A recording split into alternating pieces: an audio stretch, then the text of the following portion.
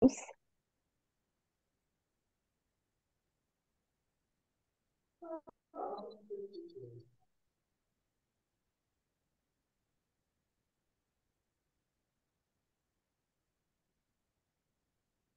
Docteur Qadej, à vous la parole.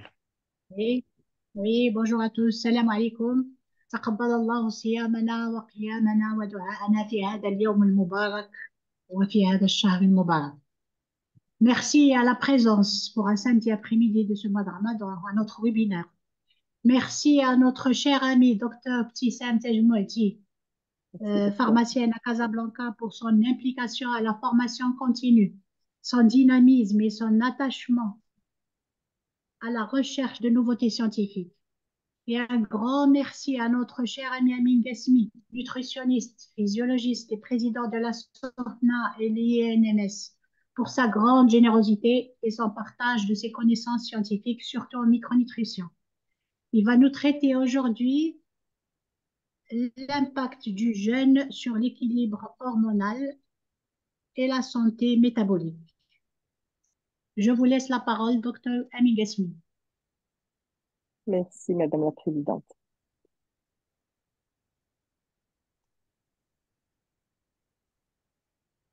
Ok, merci docteur Qadej, merci à docteur Tejmati. Donc, on va alors dans cette deuxième partie traiter les sujets qui nous restaient de la dernière fois. Donc, pour celles et ceux qui ont déjà assisté à cette conférence, donc c'est une conférence qui se déroule en deux parties. Première partie qui a déjà été faite fin mars et la deuxième partie est prévue dans cette séance. Donc c'est une conférence qui est organisée dans le cadre du Congrès international des sciences de la nutrition. Dans la deuxième édition se déroulera à Casablanca les 27 et 28 avril prochains. Bien sûr, organisée en partenariat avec l'Association marocaine de médecine de famille, avec l'INMS, organisée par la SOMNA, la Société marocaine de micronutrition et de nutrigénétique appliquée, et en partenariat avec plusieurs autres partenaires aussi. Donc, pour celles et ceux qui sont intéressés par cette, euh, cette édition, cette formation, dans le cadre du Congrès international des sciences de la nutrition, vous pouvez rester à la fin. Je vous donnerai, moi et Dr Tejmouati, plus d'informations à ce sujet. Donc, on continue avec notre conférence intitulée L'équation hormonale du jeûne, comprendre l'impact du jeûne sur l'équilibre hormonal et la santé métabolique, partie 2. Je vais reprendre des petites parties sur ce qui a déjà été évoqué sur la première partie. Comme ça, même celles et ceux qui nous rejoignent actuellement ont déjà une idée et un petit résumé par rapport à ce qui a été dit auparavant. On ne va pas tout revoir, bien entendu. On va voir juste les, euh, les bases qui vont permettre en fait de comprendre cette deuxième partie. Et bien entendu, le replay entier de cette conférence vous sera envoyé à partir de demain, donc que ce soit la deuxième partie ou la première partie aussi. Donc, j'encourage celles et ceux qui n'ont pas assisté à la première partie d'y assister parce qu'il y a beaucoup de bases physiologiques et métaboliques par rapport aux jeunes et par rapport aux adaptations hormonales, par rapport à ce qu'on avait déjà évoqué auparavant. Alors, donc ça, c'est le programme. La première partie, ben, ça s'est déroulé le 16 mars, donc c'était mi-mars et non pas fin mars, comme je disais. Le temps passe très vite et on ne se rend pas compte. Donc, introduction, ça, c'était une introduction aux jeûnes. On avait déjà évoqué des définitions, etc., les types de jeûnes, le concept là de tolérance aux jeûnes, et également de flexibilité métabolique, que je vais reprendre extrêmement rapidement ici pour résumer un petit peu ce qui a été dit, les signes de tolérance au jeûne aussi, on les a déjà vus, et les contre-indications du jeûne également. Alors donc on a aussi abordé lors de la première partie les adaptations hormonales sur l'insuline, l'hormone de croissance et le GF1, et également les hormones sexuelles, testostérone, progestérone et œstrogène. Donc, dans cette deuxième partie, c'est prévu qu'on aborde donc les hormones thyroïdiennes, le cortisol. et les hormones de l'appétit, avec un petit récapitulatif par rapport aux implications pratiques de tout ce qu'on a vu, que ce soit sur la première partie ou sur la deuxième partie, hein, par rapport à ce qu'on va voir maintenant. Alors donc, première introduction sur le jeûne. Donc là, pour celles et ceux qui sont intéressés par rapport à toutes les notions sur le jeûne physiologique, etc., je vous invite à voir la première partie. Là, je vais reprendre très rapidement un résumé de ce qui a été dit la dernière fois. Et comme notre conférence concerne à la fois le jeûne intermittent classique, donc jeûne intermittent hydrique, et également jeûne du Ramadan. Donc, jeûne intermittent classique, c'est assez simple et assez bien compris par tout le monde. Le jeûne du Ramadan, c'était plus ou moins une notion un peu différente que j'avais évoquée, que j'avais proposée, dans la définition que le jeûne du Ramadan, en quelque sorte, est un jeûne intermittent sec à un repas. Et j'avais bien expliqué pourquoi il faudrait considérer le jeûne du Ramadan comme étant un jeûne à un repas, un jeûne intermittent à un repas, et non pas un jeûne intermittent à deux repas. Quoique dans certaines conditions précises que j'avais aussi détaillées, notamment des situations d'intolérance au jeûne ou chez un diabétique par exemple ou autre, qu'un deuxième repas serait le bienvenu, mais pas le deuxième repas du petit matin. On avait parlé d'un deuxième repas qui va suivre le repas de rupture du jeûne, hein, après 2, 3, 4 heures, hein, et qui soit 1 heure avant le coucher, plus ou moins. Donc, on avait déjà évoqué tout ça. Euh, donc, le concept de tolérance, je reviens dessus parce qu'il est important et qu'on va le revoir tout à l'heure dans ce qu'on va voir, dans ce qu'on va aborder. Le concept de tolérance au jeûne est extrêmement important et donc, de là même, le fondement physiologique de cette tolérance au jeûne, qui se voit à travers donc des signes cliniques qu'on va voir juste après. Ce fondement de la tolérance physiologique, de la tolérance au jeûne, s'appuie sur ce concept de flexibilité métabolique, qui n'est pas juste un concept théorique, c'est une réalité métabolique. Donc, j'avais déjà évoqué ça et expliqué ça. Donc, ça concerne les filières énergétiques, ça concerne le système nerveux autonome et sa capacité de plasticité, d'adaptation, donc, et ça concerne aussi les adaptations hormonales, ce qui est notre sujet dans cette conférence. OK? Donc, quelqu'un, en gros, pour résumer, quelqu'un qui, euh, dès qu'il décale un repas, dès qu'il supprime un repas, dès qu'il change la composition d'un repas, dès qu'il diminue la quantité de glucides dans un repas, se sent mal et présente un certain nombre de signes, comme je vous disais, qu'on va évoquer juste après, cette personne a un problème d'intolérance au jeûne. Donc, on dit que cette personne est intolérante au jeûne. D'accord? Et donc, pour pouvoir pallier à cela, ben, il y a toutes les recommandations que j'avais expliquées un petit peu la dernière fois et qu'on va revoir ici, notamment avec le fait de rajouter enfin, de rééquilibrer plus le repas, de le rendre plus complet, le repas de rupture du jeûne, que ce soit d'ailleurs en Ramadan ou pas, hein, peu importe, et de rajouter un deuxième repas euh, pour, euh, pour pouvoir combler ce qui manque du point de vue énergétique. Et donc, s'il s'agit d'un jeûne sec comme celui du Ramadan, ben, bien sûr, boire encore plus de liquide ou suffisamment de liquide. Tout en veillant à ne pas trop manger, hein, au milieu de la nuit ou même au petit matin, parce que ça ne sert strictement à rien. On n'a pas suffisamment d'enzymes, on va complètement chambouler les rythmes circadiens. C'est pas ce qu'on cherche. On cherche à avoir une restriction calorique qui va nous permettre d'avoir toutes les adaptations hormonales qu'on est en train de voir, notamment ce qu'on avait vu au cours de la dernière fois. On va faire un petit tour de table par rapport à ce qu'on a vu sur l'insuline et les hormones sexuelles et l'hormone de croissance. OK, donc, alors, évitez s'il vous plaît d'écrire sur l'écran. C'est pas du tout pratique parce que je suis obligé d'enlever le partage et de repartager. Hein. Donc, signe d'intolérance au jeûne, on en a plusieurs. Donc, on va les survoler rapidement. Donc, la fatigue. Donc, fatigue ici, c'est pas je suis fatigué, etc. C'est une fatigue extrême. Une fatigue qui peut même parfois s'accompagner d'un malaise. D'accord? Donc, c'est une fatigue extrême. Hein, une fatigue extrême. Donc, on dit ici fatigue mentale et périarticulaire.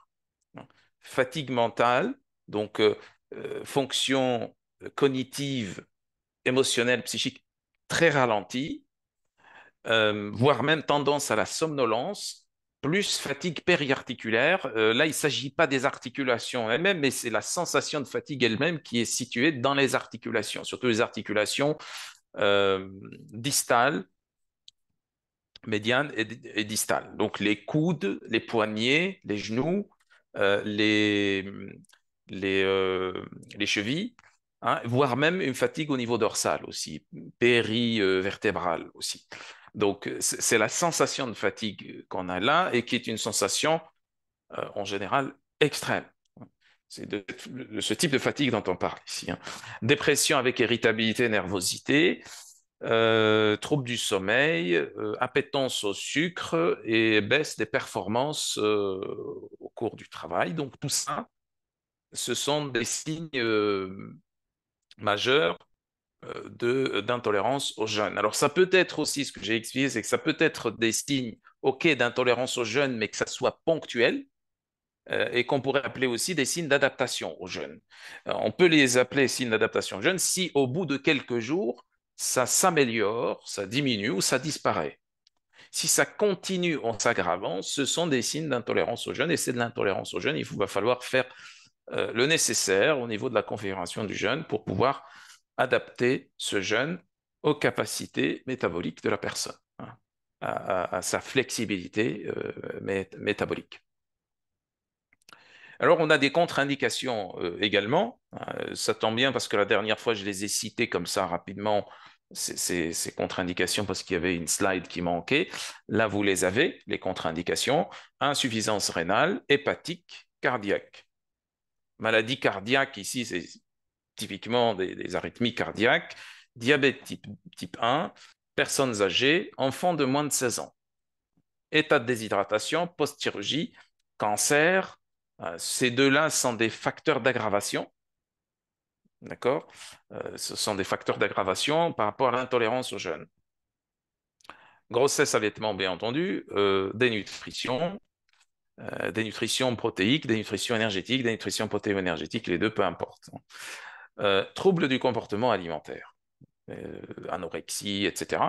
Donc, toutes ces contre-indications sont à considérer très sérieusement chez une personne qui voudrait entamer un jeûne. Hein. Il y a des contre-indications qui sont définitives.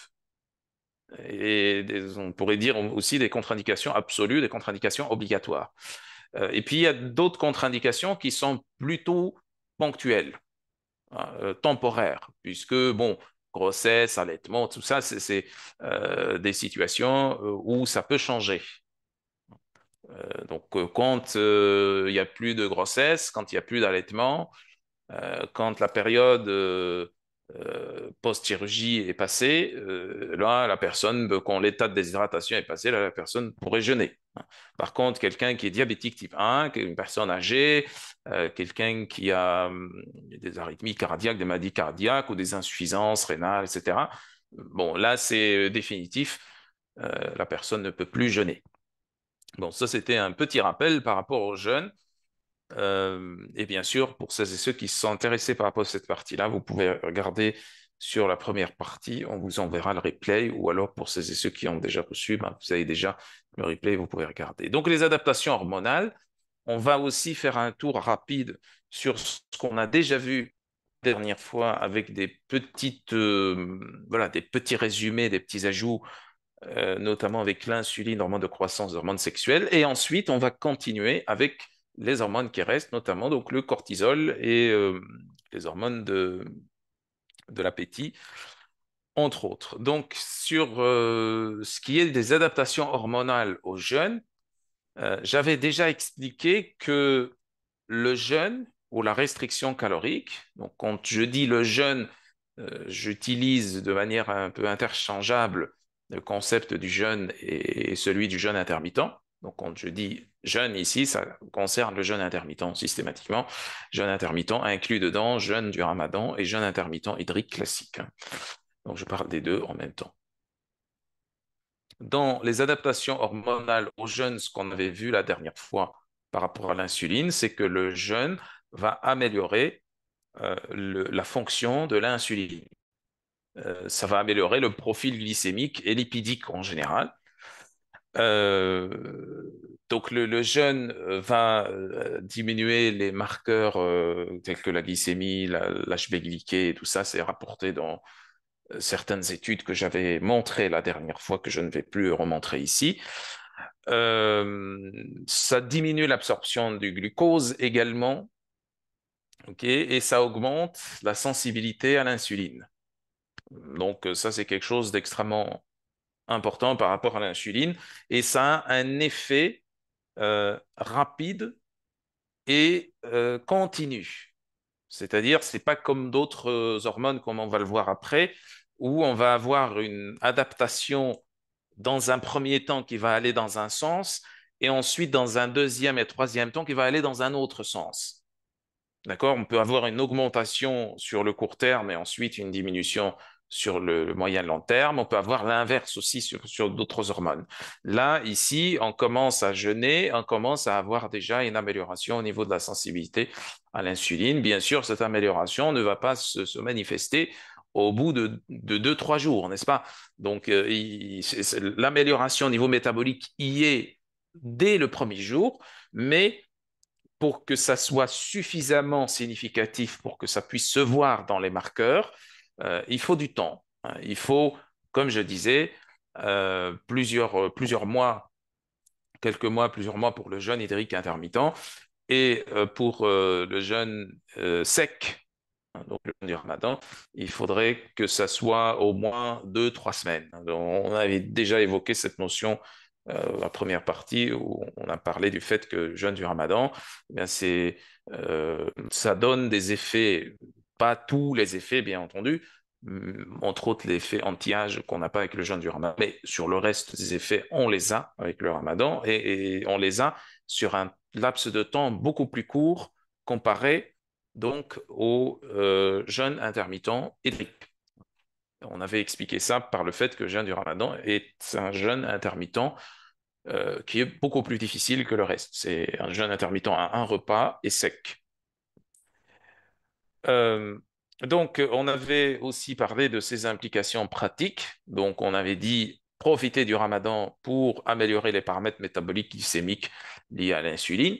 Donc, ce qu'on a dit, le profil lipidique, le profil glycémique, c'est une bonne occasion. Quand on dit profiter du Ramadan, ben, c'est pas juste faire le Ramadan comme on fait d'habitude.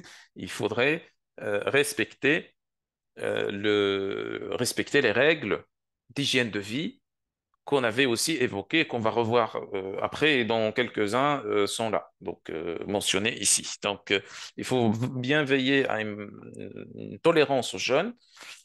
Jeûne du Ramadan à 2 repas. Là, on a parlé du point de vue diabétique type 2. On a dit le jeûne intermittent, et y compris le jeûne du Ramadan, est excellent pour eux. Donc, à 2 repas, le jeûne du Ramadan, sa configuration ici est à 2 repas. Ce qu'on a dit au début, c'est que le jeûne du Ramadan, par définition, est un jeûne intermittent sec à un repas, mais que dans certaines situations, il y a un deuxième repas qui peut être rajouté.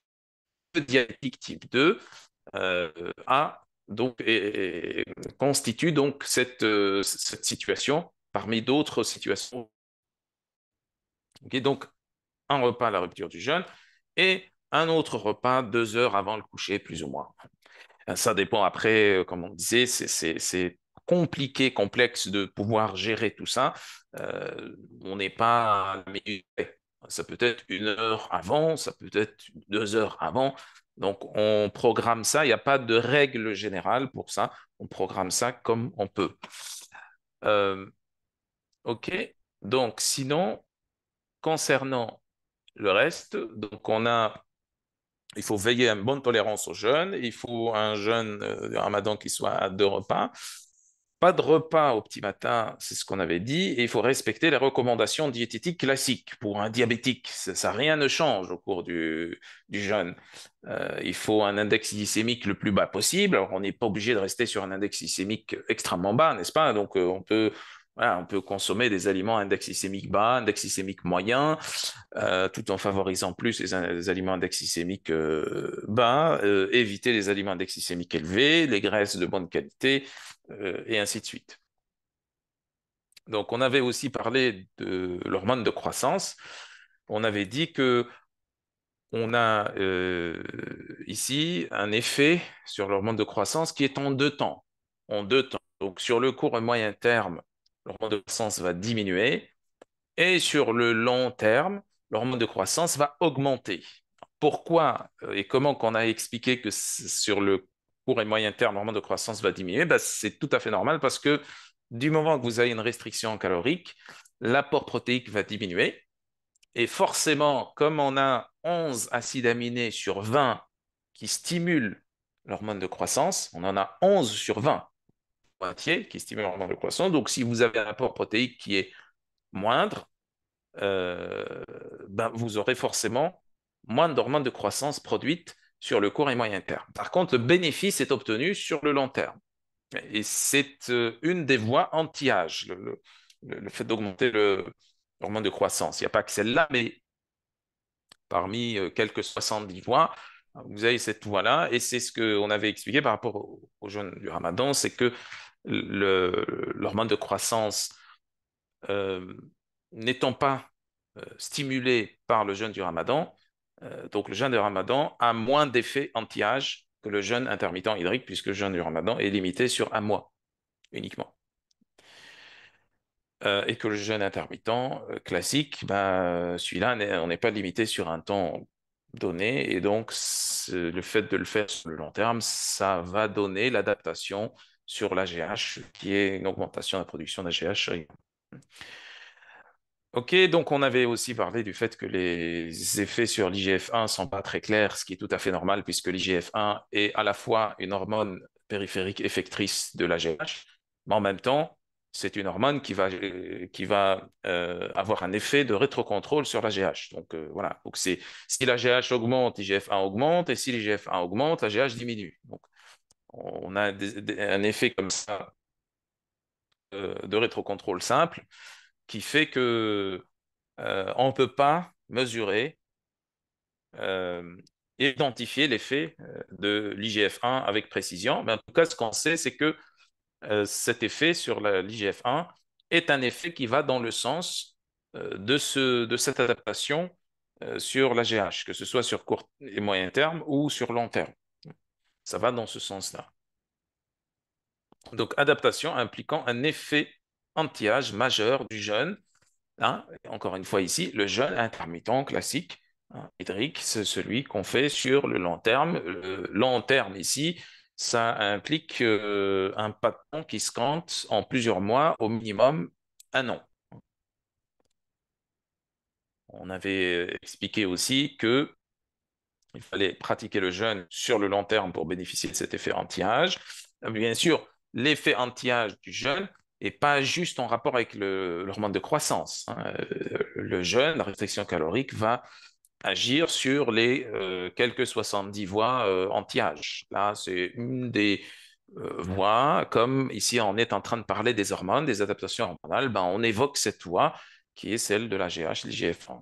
Veillez à un bon apport protéique, bien sûr, un minimum 1 gramme par kilo par jour, et puis surveiller les niveaux de zinc, de potassium, de magnésium, de vitamine D, ce sont les micronutriments les plus impliqués dans la synthèse de l'hormone de croissance.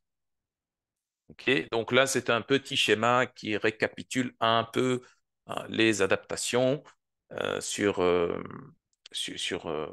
voilà, sur plusieurs mois. Donc, ce n'est pas un schéma précis, il n'y a pas d'unité précise ici. C'est juste un schéma qui donne un peu la tendance. Alors, les hormones sexuelles, ce qu'on avait dit aussi, Et là, on va passer au reste des hormones qui nous concernent donc, dans cette partie. Donc, on a parlé des oestrogènes et de la progestérone. On a dit que ça pourrait diminuer l'œstrogène et la progestérone, mais on va avoir une amélioration de la sensibilité des récepteurs et une augmentation au niveau des protéines de liaison à ces hormones. Ok. Et puis, on avait parlé aussi de la testostérone. On avait dit aussi que ça diminue avec le temps. D'accord, que ce soit chez la femme ou chez l'homme, la testostérone diminue. Chez la femme, ça pose beaucoup moins de problèmes. Chez l'homme, ça pose un problème. Euh, donc, amélioration de la fertilité sur le moyen terme. Donc, si le jeûne a été bien conduit et qu'il y a eu une bonne tolérance au jeûne, ou même s'il y a eu par moment des intolérances au jeûne, qu'il y a eu donc des mesures qui ont fait que on améliore cette tolérance. Diminution de la libido lors de la période de jeûne, qui est une réponse à court terme, et amélioration de la libido sur le moyen terme, si bonne tolérance au jeûne aussi. Parce qu'on peut rajouter aussi le manque de libido parmi les signes d'intolérance au jeûne, sauf que je ne les ai pas rajoutés exprès, puisqu'en fait, la libido va de toute façon diminuer sur le court terme. C'est pas quelques jours, mais quelques semaines. Donc, c'est pas un signe d'intolérance au jeûne qui soit pertinent, puisqu'on ne doit pas attendre plusieurs semaines pour savoir si on est en intolérance ou pas. Ça doit être au bout de quelques jours, une semaine, grand maximum 2 semaines. Donc, ça, c'est pas un bon signe, malgré que toutes celles et ceux qui sont en intolérance au jeûne sur le moyen terme, ceux-là vont avoir une baisse de la libido, voire une disparition de la libido. Ok. Donc, on avait aussi parlé de ces conclusions-là, notamment par rapport à la diminution de la performance sportive. Les entraînements sportifs doivent être adaptés, bien entendu. Donc là, je vous ai mis entre parenthèses bloc d'entraînement de récupération. Ça veut dire que en méthodologie d'entraînement sportif, on a plusieurs types de mésocycles, de blocs d'entraînement, parmi lesquels on a le bloc d'entraînement de récupération qui porte bien son nom. Donc on récupère, ça ne veut pas dire qu'on ne fait rien, mais la charge d'entraînement est très faible. Donc ça doit être adapté au niveau de la planification sportive, ça doit être adapté par rapport à la période de jeûne. Éviter chez les personnes avec testo faible, surtout alors bien sûr les femmes aussi, puisque la testo quand elle est trop faible chez la femme, ça diminue, ça fait disparaître la libido. C'est ce que ça fait principalement. Mais chez l'homme, c'est beaucoup plus grave. Ça diminue l'anabolisme protéique. L'anabolisme protéique se base chez l'homme sur l'hormone de croissance et la testostérone surtout. Et donc, chez les personnes qui ont une testo faible, d'ailleurs, ce sont des personnes qui ont une constitution fragile, un peu fatiguées, affaiblies, mauvaise immunité, etc., vieillissent plus vite. Et donc, chez ces personnes-là, ils ne devraient pas jeûner, ou alors ils devraient jeûner, mais vraiment de manière très, très, très euh, progressive. Ok. C'est pas une contre-indication aux jeunes par rapport à ce que j'avais mis tout à l'heure. J'ai pas mis dans les contre-indications, mais c'est une précaution d'usage du jeûne. Une précaution d'usage. On peut utiliser, mais il faut faire attention. Il faut que ça soit très progressif. Il faut pas que ça impacte trop le taux de testostérone qui est encore plus faible. Donc bénéfique pour les femmes qui souffrent de syndrome des ovaires polykystiques. C'est normal, vous savez que c'est dû entre autres à une hyperandrogénie, mais c'est dû aussi à une résistance à l'insuline, ce syndrome des ovaires polykystiques. Et dans les deux cas, le jeûne a un bon effet là-dessus. Alors, amélioration de la fertilité, surtout chez les hommes. Et cette amélioration de la fertilité se fait chez les hommes, bien entendu, qui ont une testostérone suffisante. Okay. Bien sûr, le jeûne diminue la testostérone chez l'homme. Ça ne veut pas dire que quelqu'un qui va jeûner va avoir une testostérone très basse, mais bon, ça va diminuer par rapport à la baseline initiale. Et par contre, ça augmente la fertilité d'une autre façon, qui est en fait le fait de stimuler l'autophagie, qui est une des adaptations aussi métaboliques euh, qui explique l'effet anti-âge aussi du jeûne. Donc ça, un des effets qui peut expliquer l'amélioration de la fertilité chez les hommes malgré qu'on a une diminution de la testostérone. Une amélioration de la spermatogenèse, n'est-ce pas? Donc là, c'est un autre schéma un peu qui résume, si vous voulez, qui résume un petit peu la tendance au niveau des hormones sexuelles. Alors, on arrive maintenant aux autres hormones qu'on avait laissées donc, pour cette partie-là. Donc, tout ça, c'était une sorte de petite mise à niveau, un petit rappel par rapport à ce qui était dit la dernière fois, avec des petits ajouts, bien entendu. Donc là, par rapport au cortisol, alors le cortisol, tout comme d'ailleurs l'aldostérone, qu'on n'aborde pas l'aldostérone forcément ici, mais je l'ai mise dans le petit schéma récapitulatif juste après.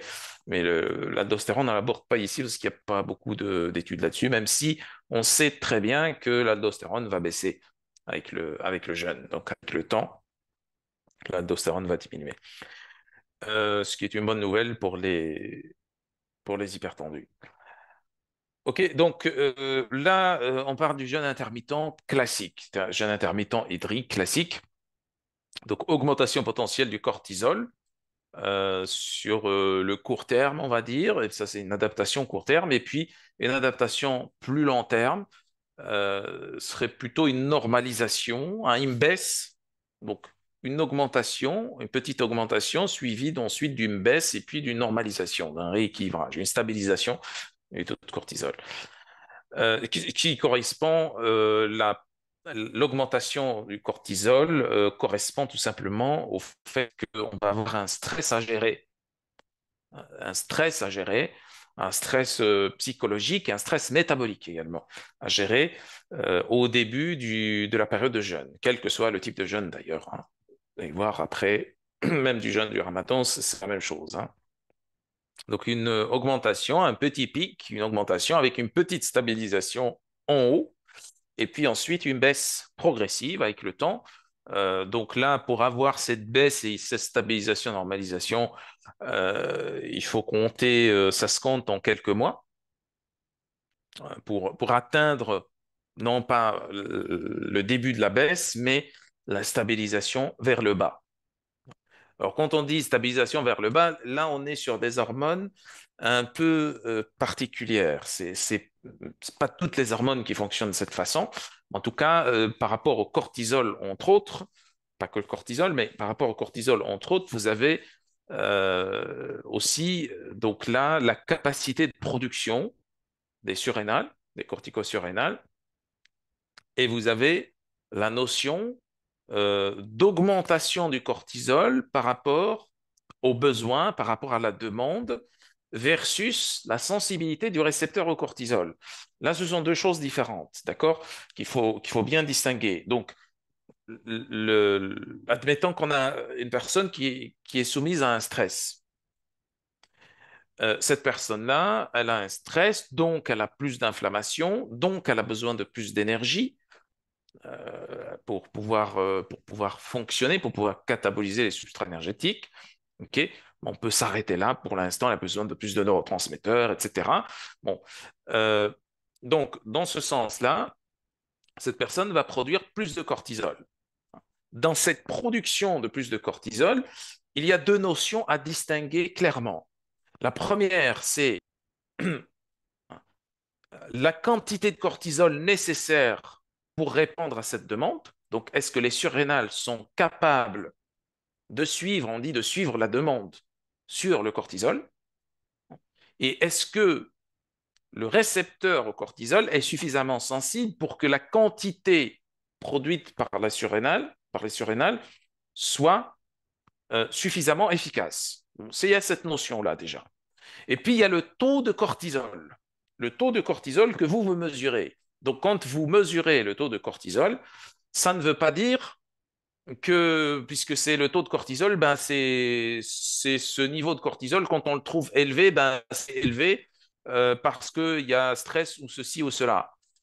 Ou quand vous le trouvez bas, par exemple, un cortisol bas, ça c'est peut-être cet exemple-là qui est le plus adapté, ça ne veut pas dire que la surrénale n'arrive pas à produire suffisamment. C'est peut-être les récepteurs qui sont plus sensibles, c'est peut-être la demande sur le cortisol qui est moindre, OK?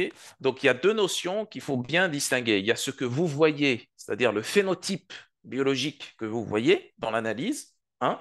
Deux, il y a la capacité de la surrénale à produire du cortisol. Donc, un cortisol bas, ça peut être un cortisol bas parce qu'il y a une demande faible sur le cortisol, donc il n'y a pas de stimulus qui permet voilà, de stimuler les surrénales pour produire plus de cortisol, mais que les surrénales dans cette situation sont capables de produire plus, c'est juste qu'il n'y a pas de stimuli qui permet d'avoir un cortisol plus élevé. Et deuxième chose, ici, très importante, donc le cortisol est faible parce que les surrénales n'arrivent pas à suivre la demande de cortisol, la demande sur le cortisol. Deux choses très différentes. Là, on est en train de parler de la notion de la capacité à produire. La notion de la capacité à produire. Donc, quand on dit ici normalisation à long terme, c'est-à-dire, en fait, petite augmentation, ensuite une baisse et une stabilisation. Cette stabilisation dans la baisse ne correspond pas au fait que les surrénales n'arrivent plus à produire le cortisol. Bien au contraire, la capacité des surrénales s'améliore ici. Par contre, le cortisol est bas parce que les récepteurs sont plus sensibles et parce que le métabolisme a été configuré d'une telle façon que il a besoin de moins de cortisol pour fonctionner normalement, malgré qu'il y a un stress qui est aussi important qu'auparavant. C'est-à-dire la personne n'a pas changé grand-chose. Elle a le même stress à la maison, elle a le même stress au travail, elle a le même fonctionnement, un peu, on va dire, fonctionnement mental. Donc, le niveau de stress est le même. Par contre, le métabolisme avec le jeûne a été configuré d'une autre façon qui a fait que cette personne a besoin de moins de cortisol. En plus de ça, le récepteur au cortisol s'est amélioré en termes de sensibilité. C'est pour ça que le cortisol devient plus bas. Bon, on a à peu près la même chose, plus ou moins, par rapport au jeûne du Ramadan aussi, bien que ce n'est pas toujours très clair et c'est difficile à faire des études au cours du Ramadan parce que tout le monde mange d'une façon différente. Euh, il y en a qui essayent d'être plus sur un repas, il y en a d'autres qui essayent d'être, oui, sur deux repas, mais le repas du petit matin, le repas de rupture du jeûne, fin de journée. Et puis, entre les deux, il y en a qui grignotent plus ou moins, il y en a qui mangent plus ou moins, il y en a qui mangent plus de sucre, il y en a qui ont tendance à faire plus attention, etc. Donc, c'est très variable. Et donc, les variations ici au niveau du cortisol, je vous ai mis ici variation du cortisol, ça ne veut pas dire que le jeûne du Ramadan va avoir des effets différents chez la même personne. C'est tout simplement dû au fait qu'il y a des variabilités interindividuelles au niveau du style de vie, de l'alimentation au cours du Ramadan. Mais en gros, on a à peu près le même système, hein, à peu de choses près que ce qu'on avait vu par rapport au jeûne hydrique. OK. Il y a aussi, ça c'est sur le court moyen terme, mais sur le long terme, quand on a le même style de vie, si vous voulez, quand on a le même style de vie que hors Ramadan. C'est-à-dire, pendant Ramadan, on sait, ce qui est le plus fréquent classiquement, c'est deux repas avec entre les deux des grignotages de sucre, etc. Je ne parle pas ici de ce qui doit être fait au cours du Ramadan, mais ce qui se fait d'habitude. Donc là, c'est tout simplement une sorte de journée inversée, c'est ça. Et donc, hors Ramadan, hein, hors Ramadan, on a la même journée, sauf qu'elle est à l'inverse, c'est-à-dire ce qui va être mangé au cours de la nuit va être mangé plutôt au cours du jour. Donc là, on est sur une sorte de prolongement du style de vie, d'alimentation telle qu'elle est pratiquée hors Ramadan. Elle se prolonge au cours du Ramadan, c'est juste que ça s'inverse. D'accord? Et donc là, cette inversion-là peut perturber, dans le Ramadan, peut perturber la capacité de production des surrénales euh, par rapport au cortisol. C'est une perturbation qui peut être due à une perturbation des rythmes circadiens. C'est pour ça que je vous ai dit la dernière fois, une des choses les plus importantes, un des conseils les plus importants que vous pouvez faire à quelqu'un par rapport au Ramadan, c'est de ne pas trop perturber les rythmes circadiens. Et ça inclut de ne pas se réveiller au petit matin pour manger. On peut se réveiller toujours, on peut boire de l'eau, on peut boire des petits liquides, mais pas plus que ça. Et donc, c'est très important de ne pas trop perturber les rythmes circadiens. On perturbe les rythmes circadiens, ça diminue la capacité de production du cortisol au niveau des surrénales. Et on obtient donc l'inverse de ce qu'on avait dit tout à l'heure. Donc, le ramadan tel qu'il est pratiqué, tel qu'il devrait être pratiqué, ne devrait pas impacter la capacité de production du cortisol des surrénales, et on devrait être calé sur à peu près les mêmes adaptations qu'on a vues sur le jeûne intermittent classique hydrique. OK? Bon, ça c'est un petit schéma aussi pour vous donner un petit peu la tendance. Donc, une petite augmentation, comme je vous disais, qui est due un peu plus ou moins au stress au début, et puis ensuite une petite stabilisation et une dégringolade après, avec une stabilisation. Alors, l'aldostérone, ici, c'est en mauve, d'accord? Ça fonctionne plutôt par palier. L'aldostérone est un peu différente du cortisol. Le cortisol est plus sa diminution est plus fluide. C'est une sorte de parabole. Quand on regarde un peu le chiffre, c'est une parabole. Par contre, pour l'aldostérone, c'est pas exactement comme ça, hein. C'est pas exactement tel que vous voyez ici, mais il y a plutôt des paliers. En baisse, on a une stabilisation sur un palier. En baisse, on a une stabilisation sur un palier.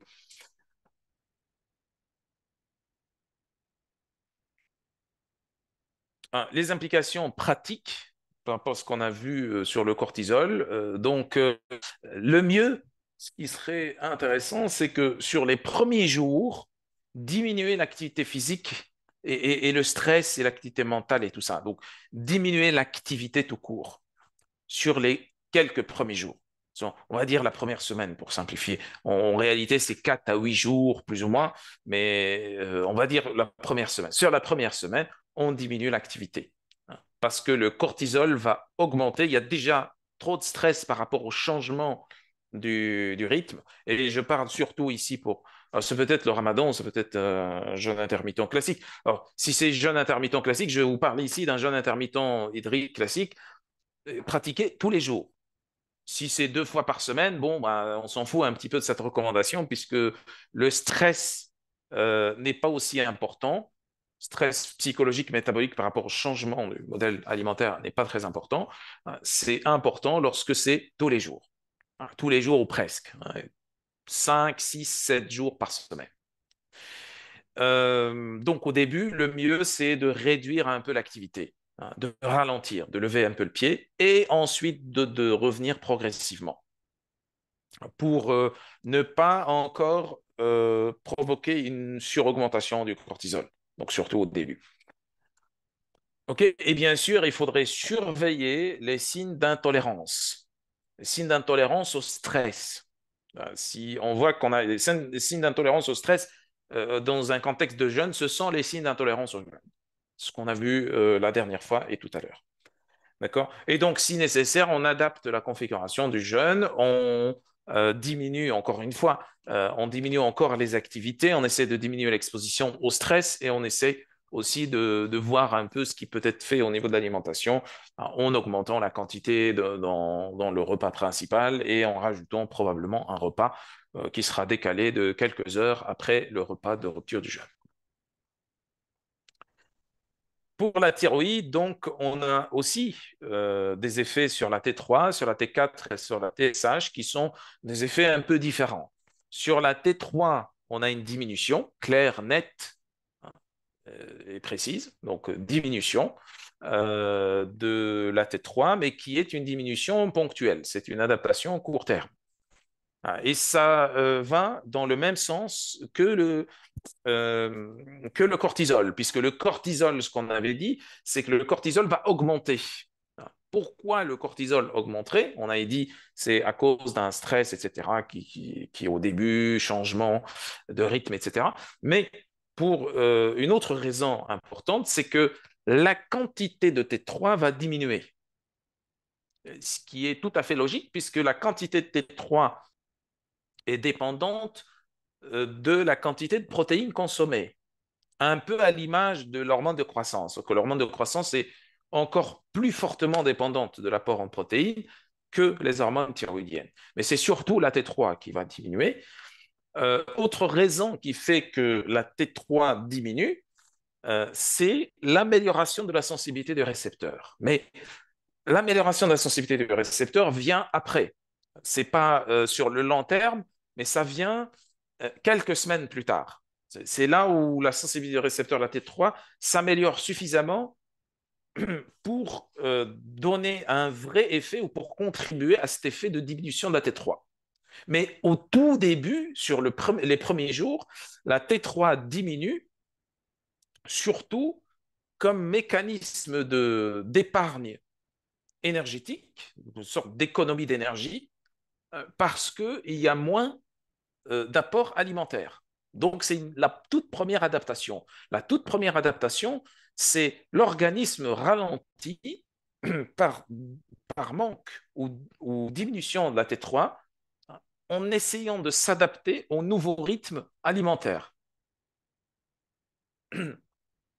OK? Et puis ensuite suit l'amélioration de la sensibilité du récepteur. C'est-à-dire que la T3 va augmenter. Hein. Plus tard, sur le moyen terme, la T3 va augmenter. Hein. Ça va augmenter, se stabiliser, plus ou moins.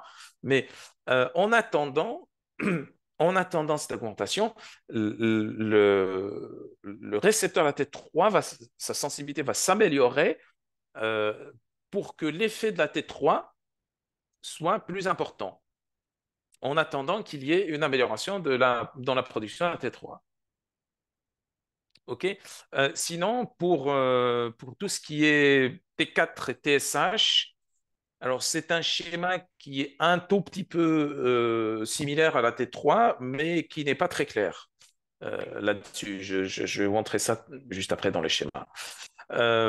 OK? Alors, pareil, c'est la même chose pour le jeûne. C'est ce qu'on a dit tout à l'heure, c'est jeûne hydrique, jeûne intermittent hydrique, ce qu'on trouve dans les quelques études qui existent là-dessus. Mais sur ce qui est du jeûne du Ramadan, on a encore moins d'études et c'est pas très clair non plus. Hein. Il y a certaines études qui montrent qu'il n'y a aucun effet, simplement. Il n'y a aucun effet sur T3, T4. En tout cas, il n'y a pas d'effet. Il n'y a pas d'effet très significatif ou du moins en pratique, il n'est pas très certain qu'on puisse observer un effet au niveau de la biologie par rapport au jeûne du Ramadan. C'est probable que ça soit la courte durée du jeûne du Ramadan, donc un mois. C'est probable aussi que ça soit compensé par d'autres mécanismes, notamment le fait que ça soit un jeûne sec, et notamment aussi par rapport aux variations importantes qu'il y a dans les modèles alimentaires pratiqués au cours du Ramadan aussi. OK. Voilà. Vous avez ici, là, ce que vous voyez en bleu, c'est la T3. Donc, on a une baisse progressive avec des petits pics, hein, des petites augmentations et ensuite une baisse. Avec la T4, on a une baisse, on va dire une baisse qui est plus rapide, hein, et une stabilisation à un moment donné et ensuite ça ne baisse plus. Le schéma n'est pas très précis ici, puisqu'en fait, la baisse de la T4 est relativement faible. On aurait pu mettre cette ligne ici, dans cet endroit ici. D'accord? Parce que bon, de toute façon, c'est un schéma à titre indicatif pour que vous puissiez voir en image un peu comment ça se passe.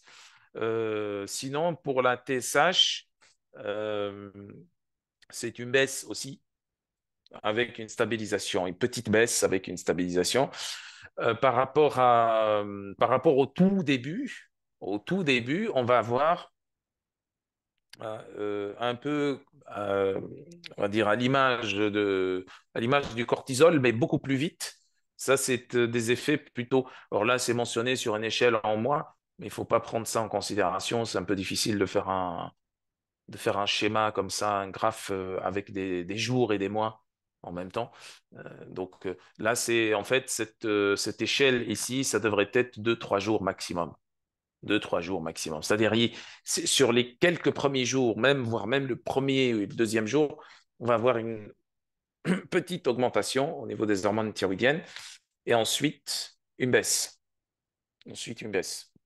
Et c'est ça qu'il faut considérer puisque le cortisol augmentant sur une période plus longue, on avait dit entre 4 et 8 jours, les, les hormones thyroïdiennes vont augmenter plutôt sur une petite période, sur 1, 2, grand maximum 3 jours. Et ensuite, donc c'est beaucoup moins important à considérer du point de vue pratique. Au niveau des implications pratiques, au cours du jeûne, il va falloir manger suffisamment de protéines, mais ça, c'est une recommandation qu'on avait déjà donnée auparavant par rapport à l'hormone de croissance notamment. Surveiller les carences en iode, en vitamine D, en sélénium, en zinc, en magnésium.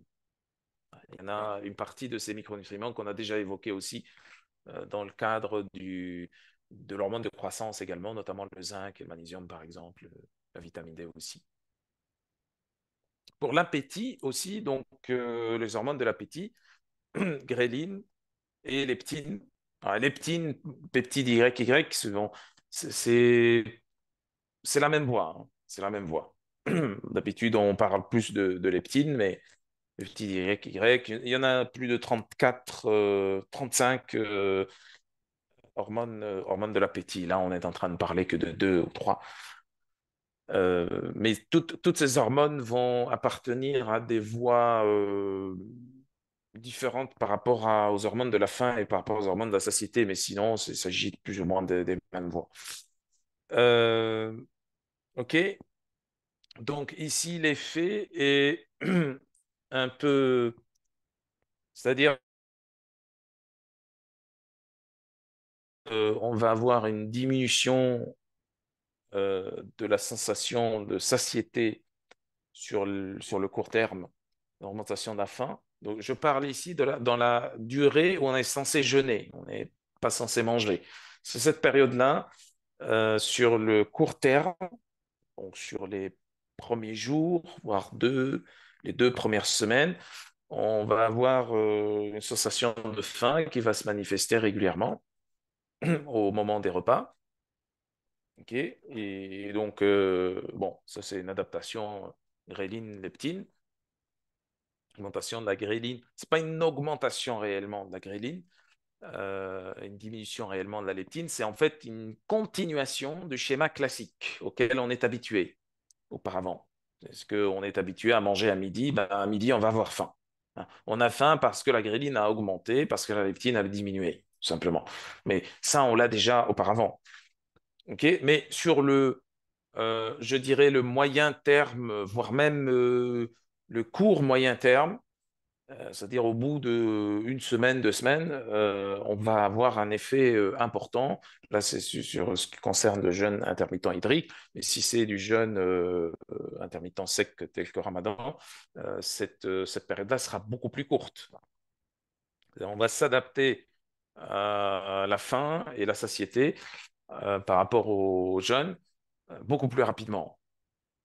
Beaucoup plus rapidement.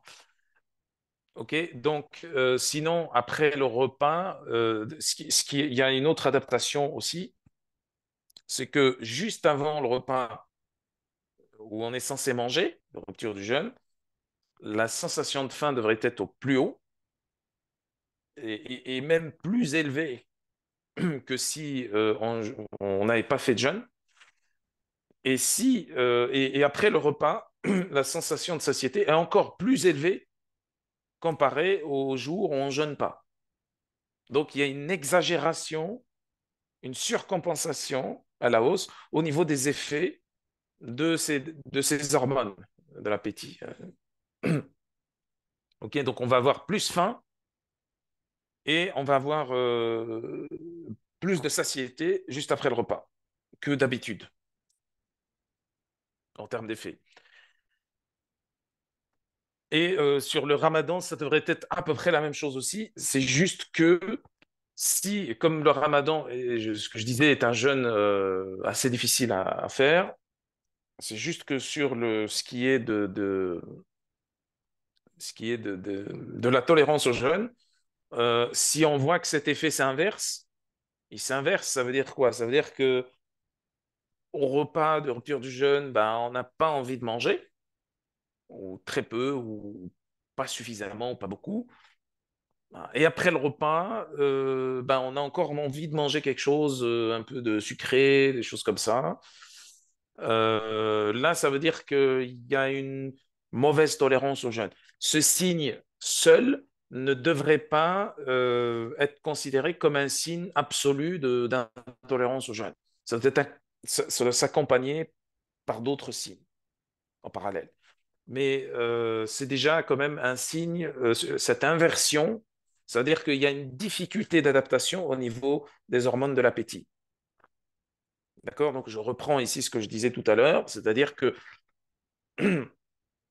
sur le court terme, sur les premiers jours, voire grand maximum de semaines, on va toujours avoir cette sensation de faim, hein, au moment des repas qu'on a l'habitude de manger. Ensuite, ça disparaît. C'est une adaptation moyen terme, voire court moyen terme. Dans le cas du ramadan, c'est plus court, c'est une période qui est plus courte. Et en même temps, l'autre adaptation qui est encore plus importante ici, parce que ça nous montre la capacité de la personne à s'adapter au jeûne qu'elle est en train de faire, c'est le fait d'avoir faim, voire très faim, c'est-à-dire plus faim que d'habitude, que quand on ne jeûne pas, juste avant le repas, et à vous être très rassasié juste après le repas. Donc les deux sensations ici devraient être plus exagérées ou plus importantes que d'habitude quand on ne jeûne pas. On a cette petite courbe ici, une jolie courbe qui explique un petit peu cela. Alors, c'est pas aussi précis que ça, hein. C'est bon, c'est un schéma euh, qui est approximatif, mais c'est pas aussi précis que ça. Mais la tendance est la même, hein. Donc, on va avoir tout simplement une augmentation dès que le repas de rupture du jeûne commence à se rapprocher. On va avoir une augmentation progressive au niveau de la gréline et une baisse progressive au niveau de la leptine. Ensuite, au moment du repas, au moment où on commence à manger la gréline, c'est-à-dire le moment même, c'est pour ça qu'ici, vous voyez que c'est des lignes verticales, hein. Ici, et ici, c'est-à-dire au moment même où on commence à manger, on va avoir une baisse importante et rapide au niveau de la gréline et une augmentation importante et rapide au niveau de la leptine. Ensuite, on a un point d'inflexion. Ce point d'inflexion va noter un changement de tendance au niveau de l'évolution de ces hormones. C'est-à-dire que là, l'augmentation, ça me prend par exemple la leptine qui est en vert ici. Là, c'est le moment où on a commencé à manger, on a mis la première bouchée. La leptine augmente d'un coup, paf, ok. Ensuite, ça ne continue pas à ce rythme-là, ça se ralentit. Et là, c'est un point d'inflexion qui fait que ça se ralentit, ça continue d'augmenter, mais ça augmente plus progressivement. Et pareil pour la gréline. C'est ce qui nous donne le moment ce qui nous donne le moment euh, qui nous permet de manger, en fait. Cette durée là de plus ou moins 20 minutes, hein, 20 minutes, 30 minutes en fonction des situations, c'est cette durée-là et après laquelle on n'a plus envie de manger. Ou alors on va manger, mais parce qu'il y a d'autres voilà, parce que c'est pas la sensation de faim en elle-même qui nous fait manger, mais il y a d'autres considérations. On est avec d'autres personnes, on est en train de manger, on attend un plat qui a tardé, mais parce que bon, on va le manger quand même parce qu'il est là et parce qu'on aime bien. On est en train de manger des choses sucrées, etc. Donc il y a toutes ces considérations et d'autres qui font que il n'y a pas que la sensation de faim et de satiété qui va déterminer le fait de manger ou pas. Donc, au niveau des implications pratico-pratiques par rapport à ça, donc il faut adapter bien sûr la quantité de l'alimentation en fonction de l'appétit et ceci se fait donc en fonction de ce qu'on avait dit aussi même dès la première partie. que si la personne n'a pas envie de manger sur le premier repas qui est censé être le repas de rupture du jeûne, ce repas-là doit se transformer en petite collation. Petite collation, on prendrait des liquides ou des petits trucs, et puis on décale le vrai bon repas, gros repas complet, 1 heure après, voire 2 heures après, pour pouvoir avoir cette sensation d'appétit suffisante, pour pouvoir manger suffisamment, pour pouvoir tenir les jours qui suivent, pour pouvoir rester toujours sur une certaine tolérance au jeûne. Okay. Donc, si l'appétit réduit au cours de ce repas, donc le repas, ce que je disais, le repas principal, ben, il faudrait le décaler, comme je disais, de 1 heure ou 2. Il faut éviter de boire trop d'eau, même trop de liquide au cours du repas principal, parce que les liquides en général et l'eau ont un effet de satiété. Ça ne provoque pas la satiété. Par contre, ça accélère le moment à partir duquel on a cette satiété. C'est, si vous voulez, si on revient ici, hein, si on reste sur la leptine, la même chose avec la gréline, c'est juste inversé, mais si on reste sur la leptine, donc là, on a commencé à manger, paf, la leptine augmente d'un coup, ensuite le point d'inflexion, et donc là, ça monte plus lentement que dans ce rythme-là, mais dans ce cas, si on boit de l'eau, ce rythme-là sera plus rapide, il sera plus linéaire. À partir de là, ça sera plus linéaire. D'accord? Quand on a consommé moins d'eau, ça devient ici moins linéaire, ça devient plus courbé, plus parabolique que linéaire. OK? Voilà, donc éviter la caféine, bien entendu aussi. On évite la caféine. Bon, dans le cas du ramadan, bon, on évite tout simplement la caféine parce que c'est le soir. Surtout si on a besoin d'avoir un deuxième repas quelques heures après, c'est pas une bonne idée de prendre de la caféine. La caféine diminue l'appétit, tout simplement.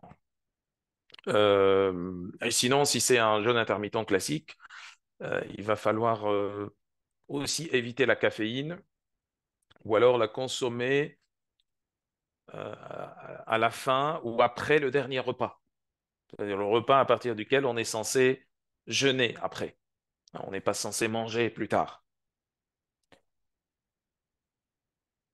Ok, donc le récapitulatif par rapport à tout ce qu'on a vu. Alors, il y a des recommandations qu'on a vues qui sont un peu, euh, on va dire, des recommandations qui se sont répétées, ce qui est tout à fait normal, puisqu'on a vu ici de manière un peu plus ou moins pédagogique, hormone par hormone, quelles sont les adaptations et tout ça, et quelles sont les implications.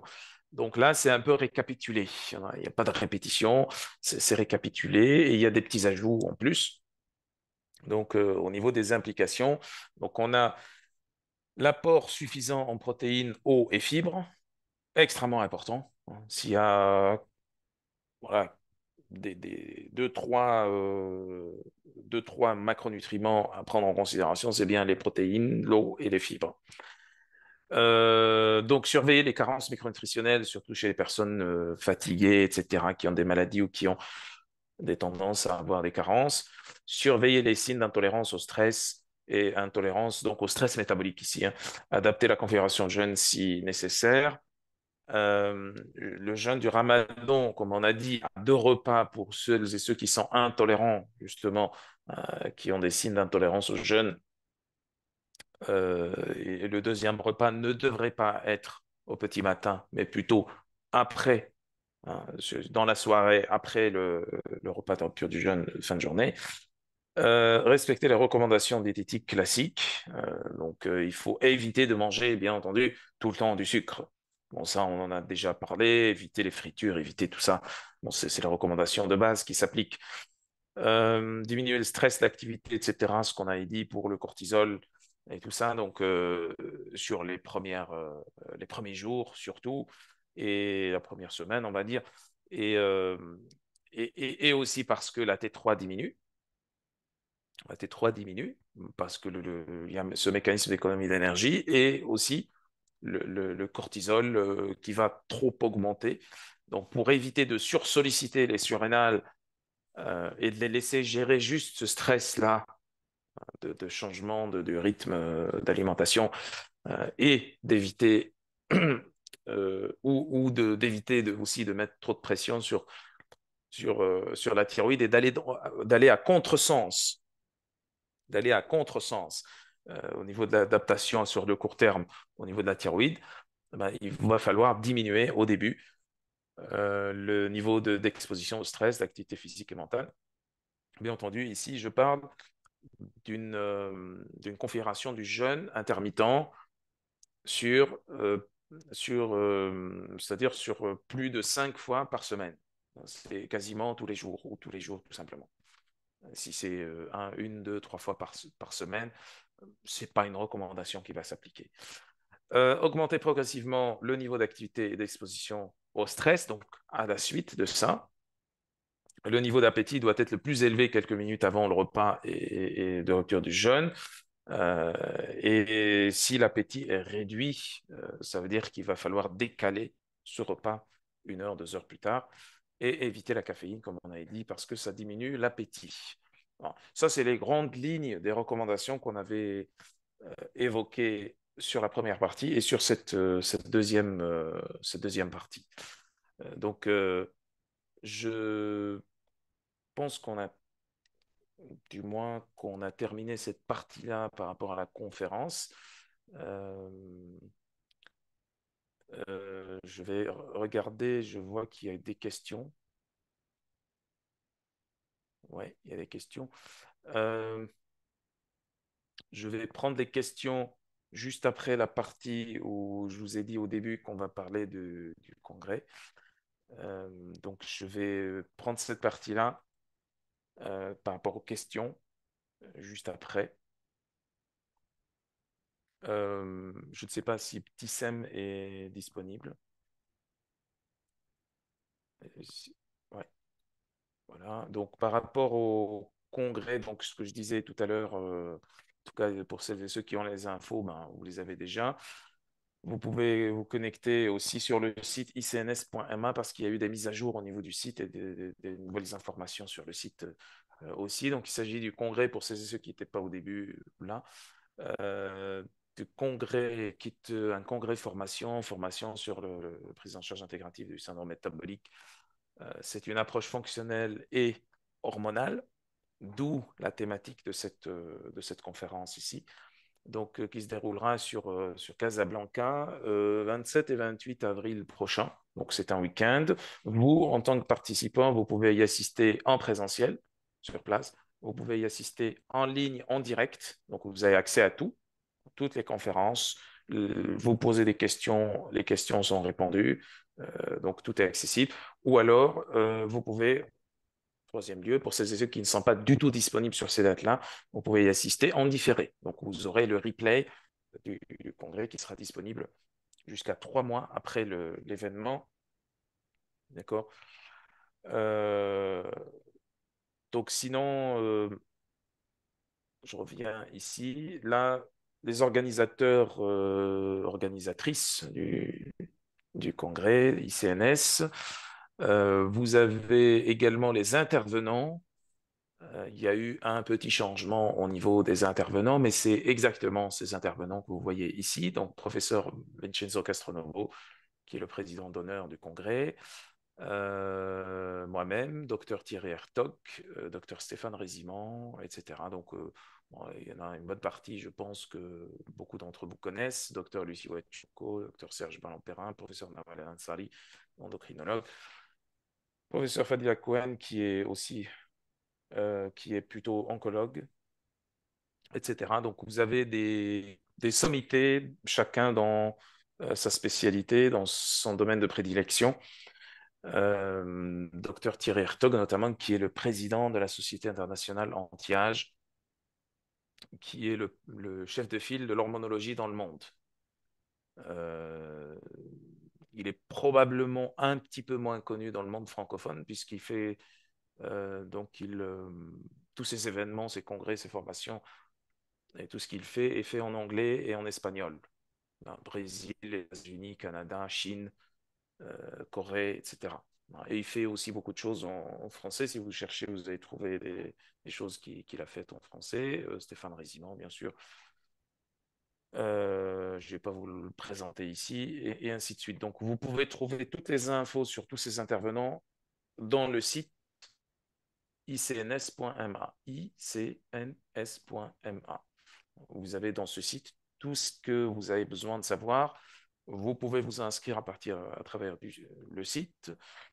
Vous pouvez vous inscrire en payant en ligne directement ou alors en payant en virement. Vous pouvez vous préinscrire sur le site. Vous avez accès au programme mis à jour, vous avez accès aux intervenants, etc. Vous pouvez même avoir accès à l'ancienne, c'est-à-dire des images, etc., de l'ancienne édition sur le cancer pour voir un petit peu comment ça s'est passé. Alors, pour toute inscription, peut-être que Petit Sam en Oui, dira un peu plus par rapport à ça. En tout cas, pour toute inscription, vous avez la participation au congrès, comme je disais, en présentiel, en ligne, en différé, selon les formules que vous avez choisies. Vous avez le replay de cet événement, déjà, et puis les replays des anciens événements.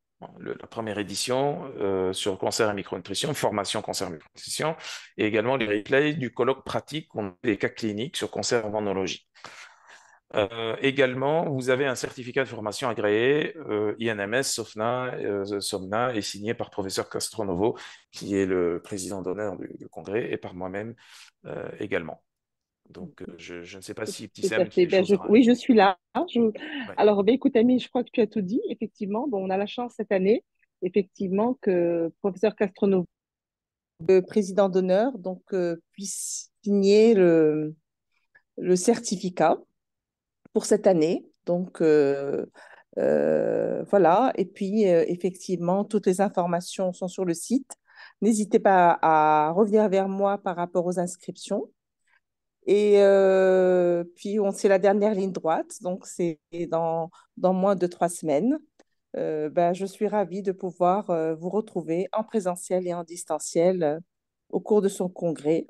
On a hâte parce que c'est un événement donc, qu'on a préparé avec beaucoup de cœur et je remercie par là aussi la présidente Dr Soumia Krbech de l'association marocaine de la médecine de famille qui nous soutient à travers son association, à travers les médecins. Je remercie aussi les pharmaciens qui sont nombreux à nous soutenir, à être là et qui ont répondu présent, et les nutritionnistes et tous les professionnels de la santé. Parce que pour nous, aujourd'hui, c'est une très, très belle vitrine de rencontres, d'échanges et de pouvoir permettre à ce que la science rayonne. Je voudrais aussi préciser quelque chose d'important, c'est qu'on n'a pas de soutien de laboratoire. Aujourd'hui, on est là au service de la science pour permettre à la science d'être diffusée un maximum et de pouvoir avoir ce genre d'événement qui va briller à l'international dans la mesure où on aura énormément d'étrangers qui seront présents et des Marocains. Donc, c'est une belle possibilité de partage et d'échange à tous les niveaux. Et merci Amine pour tout le travail que tu fais, comment tu nous as permis effectivement de construire petit à petit, à travers les conférences que tu donnes, cette possibilité de pouvoir se projeter dans ce congrès. Alors, moi, tout ce que j'ai à vous dire, c'est qu'aujourd'hui, c'est la dernière conférence avec Amine. Et donc, et je vous attends nombreux avec nous. Et n'hésitez pas à me poser des questions si vous en avez besoin pour pouvoir connaître toutes les modalités d'inscription. Voilà, je crois que j'ai tout dit, Amine. Je te relaisse la parole. Merci, merci beaucoup, Petit Sam. Merci pour cette présentation. Merci à toi aussi pour tout le travail que tu fais. Un travail colossal, travail en arrière-plan qui est vraiment extraordinaire. Merci à Dr Khabaj qui nous a accueillis pour cette conférence la dernière fois, cette fois aussi, probablement aussi dans dans d'autres occasions. Donc, juste, alors, je ne sais pas si Dr Khabaj, vous avez la parole si vous voulez. Après, moi, je vais prendre les questions pour répondre aux quelques questions qui sont posées ici par rapport aux des questions techniques par rapport à la conférence. Bon, merci. Vous avez tout dit, docteur Gasmi, docteur Btissem, si je me dis, vous avez tout dit, hein. Et Inch'Allah, au congrès, une réunion, Inch'Allah, une réussite. Merci beaucoup, docteur Bej, et merci à Petit Sam. Euh, donc, sinon, alors, beaucoup de ce qu'on est en train de voir ici va être détaillé dans des conférences au cours du congrès. Donc, voilà. Donc, ça va être l'occasion d'approfondir tout ça. Donc, je vais essayer de voir, de prendre quelques questions. Euh, Qu'en est-il pour le jeûne intermittent classique et le sport pour les effets hormones GH, etc., tant qu'il y a restriction calorique? Ben, et ça dépend. Pour le sport, il y a la GH, la testostérone, cortisol aussi, thyroïde, hormone thyroïdienne. Ça dépend du type de jeûne, de la tolérance au jeûne, c'est-à-dire de la quantité de protéines consommées, de la quantité de micronutriments consommés. Donc, si la charge d'entraînement est adaptée par rapport à ce qui est consommé au niveau des protéines, quand je dis au niveau des protéines, on n'est pas obligé d'avoir la totalité des protéines de l'alimentation, sinon là, on est obligé de manger beaucoup. Ça peut être, on parle ici des sportifs, je sais que Abismaël, vous êtes coach sportif. Euh, on est en train de parler donc des sportifs, donc on peut avoir un supplément en protéines pour pouvoir compenser, hein, le manque de protéines. C'est possible. Mais c'est pas quelque chose de jeune, c'est pas quelque chose qu'on va faire tout le temps chez un sportif, hein. Ça doit être fait avec des fenêtres. Et ces fenêtres doivent correspondre au niveau de la planification sportive, au niveau de ce que j'avais dit, donc les blocs d'entraînement de récupération, les mésocycles de récupération. Patient avec hypothyroïdie, lévothyrox, chez qui le taux de TSH augmente après le ramadan. Oui, ça peut être si après, ça dépend du niveau de TSH. Mais oui, c'est une baisse tout simplement de la production, de la capacité de production des hormones thyroïdiennes, surtout la T3. C'est peut-être aussi la T4. Et donc là, c'est des personnes qui ne tolèrent pas le jeûne, tout simplement. C'est des personnes qui ne tolèrent pas le jeûne et qui ne mangent pas suffisamment de protéines, qui sont plus axées sur les sucres dans leur alimentation. Donc oui, c'est tout à fait normal. Combien de temps peuvent durer toutes ces adaptations hormonales après la période de Ramadan? Ça dure, oui, ça dépend des hormones, mais ça dure grand maximum quelques mois après. En général, c'est quelques semaines, voilà, 2 mois, plus ou moins, un mois, ça dépend. Caféine, quantité relative aux effets. Il n'y a pas de quantité précise parce que ça dépend des mutations qu'on peut avoir sur ces CYP 1 à 2, le cytochrome qui détoxine la caféine peut avoir une mutation étoile F qui accélère le CYP 1 à 2 ou mutation étoile 4 et dans ce cas qui ralentit. Et donc, il n'y a pas de quantité qu'on peut donner par rapport à la caféine. C'est très, très variable. Peut-on être en cétogénèse pendant le jeûne intermittent sec pour une personne ayant une alimentation nécessairement low carb ou cétogène? Oui, régime cétogène, c'est quelque chose comme un régime intermittent, hein, sec ou hydrique, peu importe. Puisque sur une certaine période, on n'a pas suffisamment de calories. Les calories ne viennent pas des protéines ni des graisses. Ça vient surtout, avant tout, des sucres. Et donc, oui, quand vous diminuez les glucides dans l'alimentation, vous augmentez les protéines, voire vous augmentez les graisses, la personne est en restriction calorique jusqu'à ce qu'on appelle l'adaptation à la cétose intervienne. Mais oui, c'est possible. Matin, la personne qui fait un jeûne peut-elle prendre un café décaféiné pour entendre... non, elle ne peut pas. Vous parlez de jeûne intermittent classique hydrique. Pour bénéficier de tous les effets et surtout pas juste la restriction calorique, puisque le jeûne, pas juste la restriction calorique, c'est bien sûr la restriction calorique, mais c'est beaucoup plus le prolongement du fonctionnement nocturne sur un certain nombre d'organes, notamment le foie, le pancréas et le surrénal. La moindre chose que vous consommez, la moindre chose que vous consommez, hein, excepté ici l'eau et l'eau pure, la moindre chose que vous consommez va, va annihiler cette adaptation. Reste bien sûr l'adaptation, les adaptations en rapport avec la restriction calorique. Bien sûr, bon, là, vous jeûnez, vous mangez moins, vous avez les adaptations en rapport avec la restriction calorique.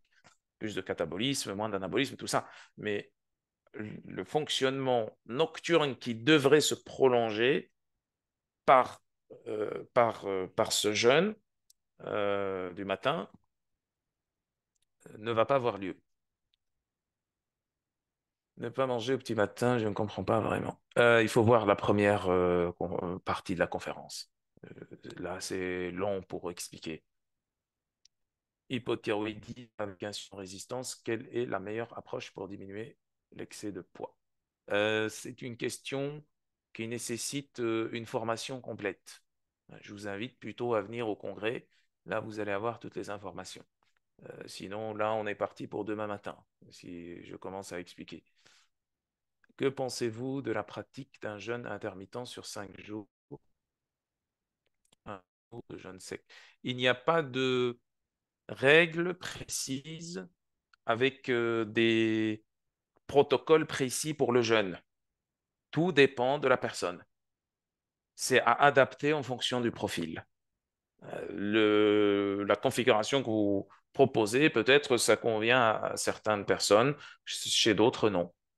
Chez d'autres, il leur faut une autre configuration. Et c'est une configuration que la personne, en général, arrive à trouver au bout de quelques semaines.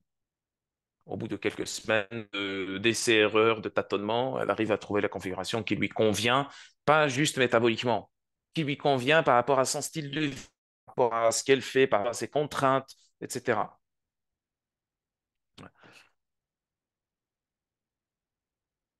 Action bénéfique sur les rapports de 16. Oui, tout à fait, absolument.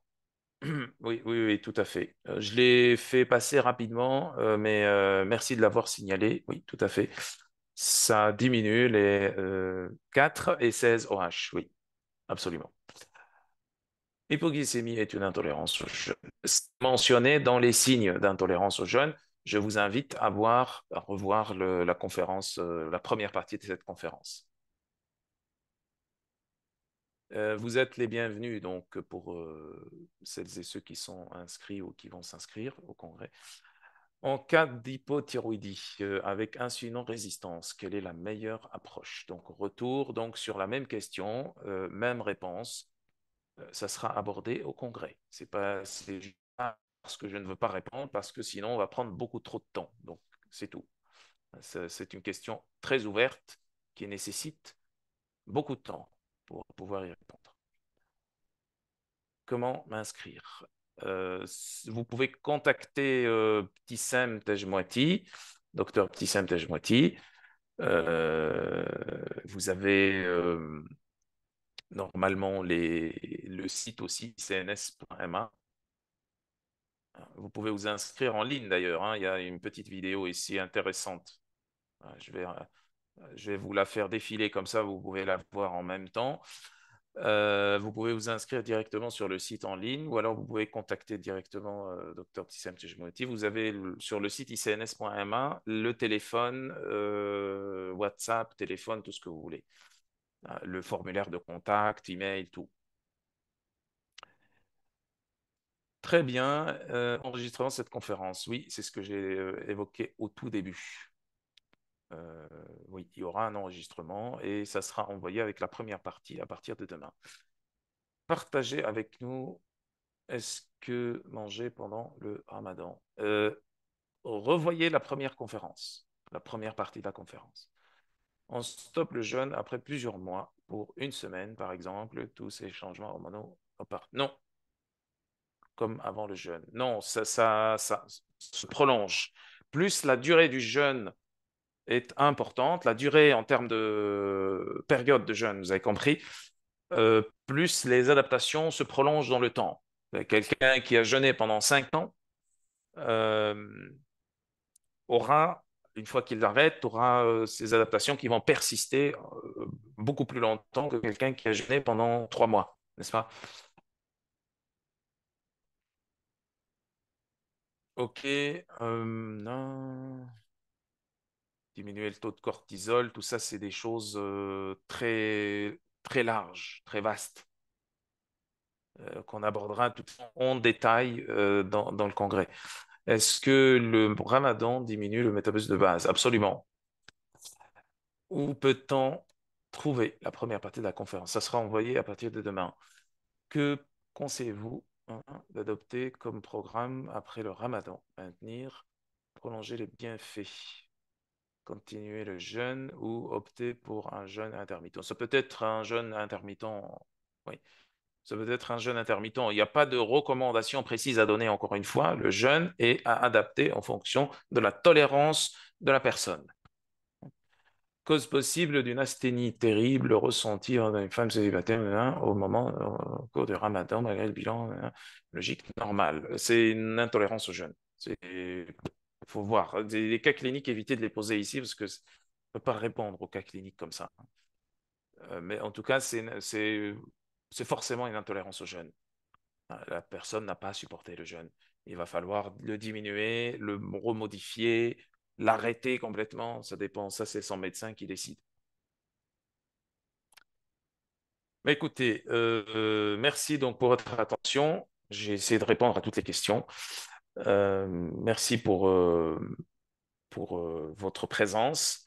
Je vous dis donc à bientôt, peut-être pour certains au congrès. Merci à Dr Tejmouati, merci à Dr Krabej, et je vous dis donc alors à bientôt.